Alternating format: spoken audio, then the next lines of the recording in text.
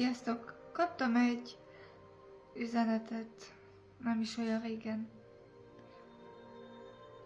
és ezt szeretném nektek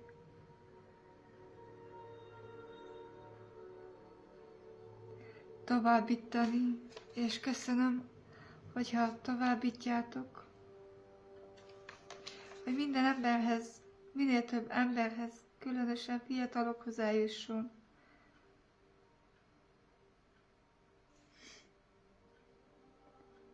Ez az üzenet, amelyet olvasni fogok, ez a szerető mennyei atyánktól származik.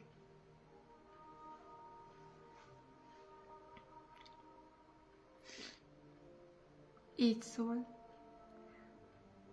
gyermekem, lehet, hogy te nem ismersz engem, de én mindent tudok rólad. Azt is tudom, hogy pontosan mikor ülsz le, és mikor állsz fel. Minden utadat jól ismerem. Még a hajszálaid is mind számon vannak tartva. Mert saját magam hasonlására teremtettelek téged.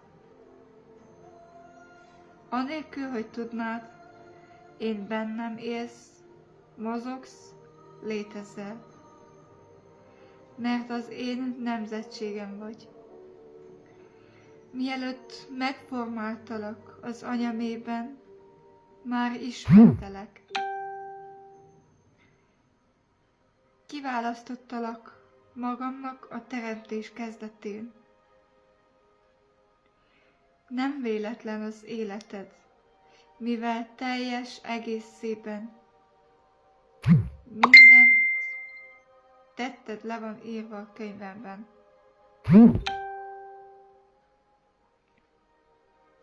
Én határoztam el pontosan a születésed idejét és azt is, hogy hol fogsz élni. Csodálatosnak alkottalak meg. Én formáltalak anyád méhében. Én hoztalak a világra születésed napján. Hamisan képviseltek azok, akik nem ismernek engem. Nem vagyok tartózkodó, se haragos, hanem teljes szeretettel tekintek rád. Vágyom arra, hogy szeretetemmel elhalmozzalak. Csupán azért, mert gyermekem vagy, és én atyád vagyok. Többet adok neked, mint valaha földi apától kaphatnál. Mert én vagyok a tökéletes apa. Minden jó ajándék számodra, amelyet elfogadsz, az én kezemből ered. Mert mindenben gondoskodom rólad, és ellátlak mindazzal, amire szükséged van. A jövődre vonatkozó terveim mindig reménnyel vannak tele. Mert örök szeretettel szeretlek téged. Annyiszor gondolok rád, mint ahány homokszem van a tengerparton. Sosem unok bele abba, hogy jót tegyek veled, mert az én kincsem vagy. Teljes szívemmel és lelkemmel vágyom arra, hogy örök életet adjak neked. Hatalmas és csodálatos dolgokat akarok mutatni neked. Megtalálsz, ha teljes szíveddel keresel engem. Gyönyörködj bennem, és megadom szíved kérését. Mindent megteszek érted, sokkal bőségesebben, mint ahogyan azt elképzeled. Mert én vagyok a leghűségesebb bátorítód. Az atya vagyok, aki minden nyomorúságban megvigasztal. Amikor a szíved megtört, közel vagyok hozzád. mint ahogy a pásztor karjára gyűjti bárányát. Úgy hordozlak téged a szívemen. Egy nap minden könnyet letörlök szemeidről, és megszabadítalak az összes fájdalmattól.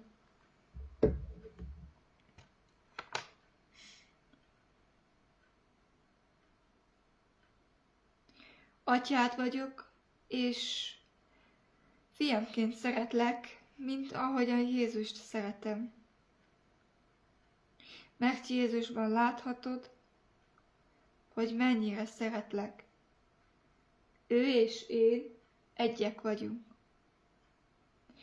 Ő azért jött, hogy bebizonyítsa, hogy én veled vagyok, és nem ellened. Nem tulajdonítom neked vétkeidet. Jézus azért halt meg, hogy egymással megbékélhessünk. Az ő halála volt a szeretetem legmélyebb kifejezése.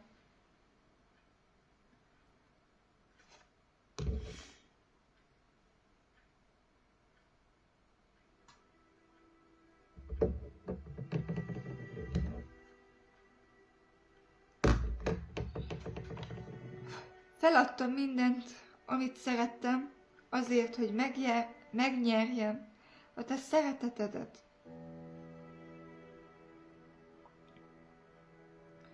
Ha befogadod fiamat Jézust, úgy engem fogadsz be.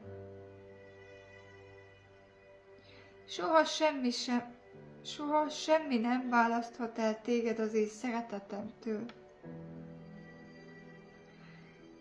Gyere haza, és a legnagyobb ünnepséget rendezem a tiszteletedre, amelyet a mennyország valaha is látott. Én mindig atya voltam, és mindig atya leszek. Az én kérdésem ez: leszel-e te a gyermekem? Várok rád. Szeretettel édesatyád, a mindenható Isten. Köszönöm, hogy megnézted, köszönöm, hogy megosztod, hogy minél több emberhez, különösen fiatalokhoz eljuthasson ez az üzenet, amelyet a mi drága mennyei édesatyánk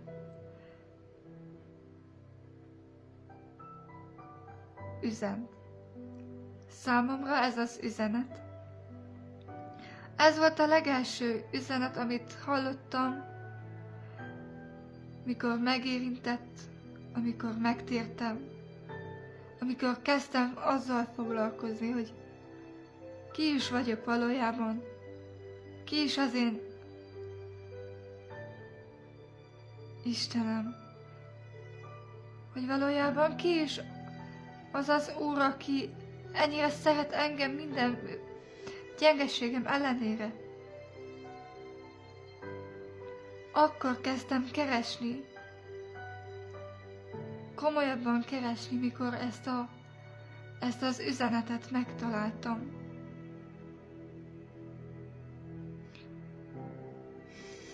És lám, olyan sok szeretettel halmoz el az Úr, hogy meg sem tudom köszönni neki. Próbáljátok ki, érdemes.